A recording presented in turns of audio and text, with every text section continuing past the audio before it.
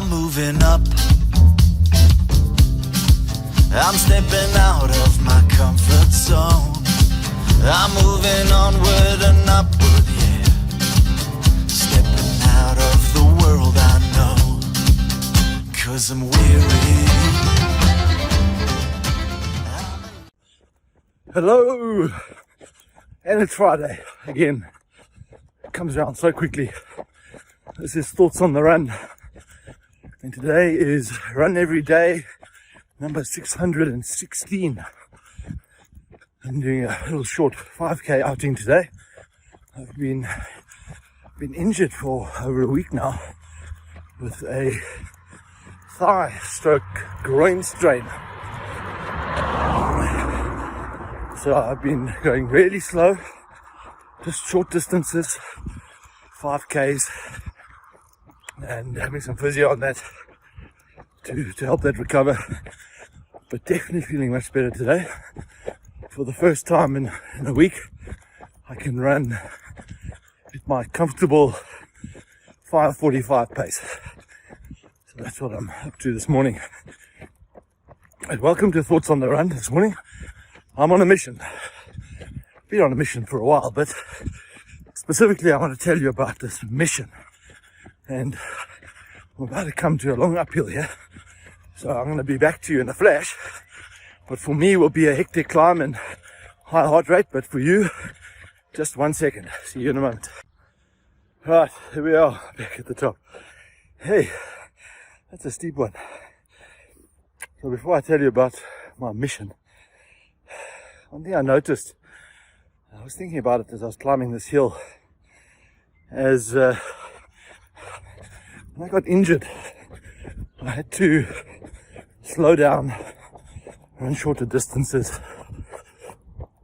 and I had to end a streak within a streak. So I'd done about 45 days of 10Ks a day, and I'd done that before, and for some reason I ended it. But this time I'd set myself a goal to get to 60 days of 10 a day, and obviously being injured, I had to end that. And then I also noticed a few other things. How my relative effort, as it's measured on Strava, obviously dropped off substantially, and when measured against previous months and weeks, it's obvious.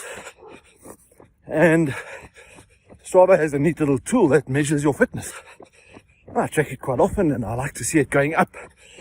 A chart trending upwards reminds me of investing in a good share, or when the market is in a bull run. And so obviously this fitness chart just took a dive, and it was at 100, 102 or something. That 100 is not really relevant. It's very individual, and it's like way down to like 85 now. And I'm noticing how my ego is responding to feeling like I'm not as good as I was, and this injury has made me less of a runner. And so stupid stuff like that going on in the back of my mind, where the ego has been injured. It's a fragile thing, that. Well, certainly mine is. Let me not assume everyone's is, but I'm just conscious of that. So I'm going to get back to my mission.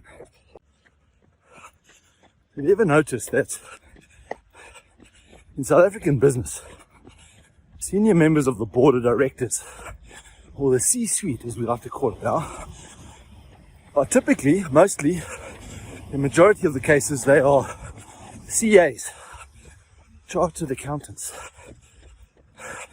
Ever wondered why that is?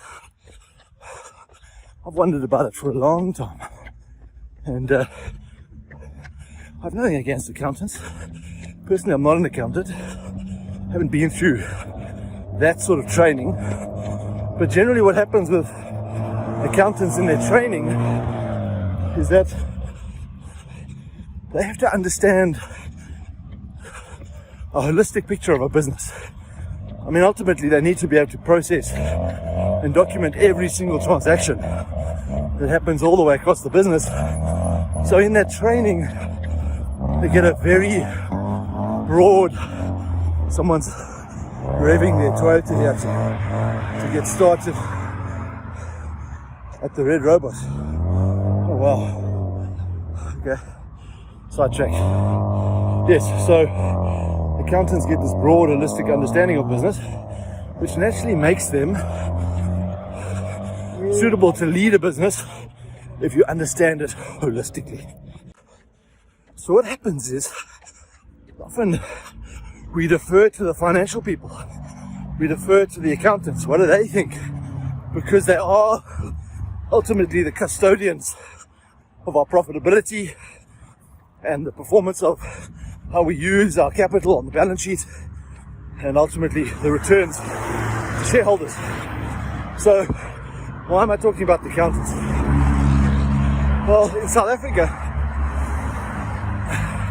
there's a lot of traffic coming by, very noisy. So in South Africa, we have very poor education when it comes to maths. Our maths literacy is horrendous. So of course that excludes so many people from proceeding with some sort of education around numbers and finance and so on, and accounting. So here's my mission. Because so many South Africans are so business illiterate, and I've learned this from 12 years of teaching at all levels of exec ed at various business schools. This level of business literacy is very low. My mission is to change that. My mission is to educate people so that they can have a company-wide business perspective that starts with understanding the basic numbers and metrics of business performance. Because I think that's why so many businesses fail, is that very first piece, the foundation of understanding the dynamics of the income statement. I call it income statement gymnastics. Profitabilities and margins and markups and volumes. It surprises me at how many people are ignorant of that. And that's before we even talk about anything on the balance sheet. So how am I doing this? Okay, so I teach in a classroom at business schools. That's part of my achieving that mission. But more recently, I think the business schools are becoming a bit obsolete, because in reality, given the lockdown and the transition to the online world that this virus has caused, people are opening up to educating themselves online and buying educational tools and products that can educate them without having to pay the fees required to do a business school course. So what that means is we have to get over this thing about the certificate, because the value isn't in the certificate. The value is in the education that you earn. Now, that's not always true. There are areas where if you have the certificate, all the opportunities open up for you. That's typically a more corporate environment. Definitely not the medium business space where knowledge, business survival is what counts, not the certificate. So there's my mission: to educate people holistically around business, starting with a finance base.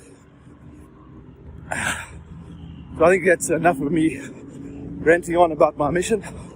I'm heading on home, finishing up my 5.5Ks on this day 616 of Thoughts on the Run every day. We'll see you in the next one. That's William Nicol behind me, by the way. So cheers from the busy William Nicol Road. Over and out.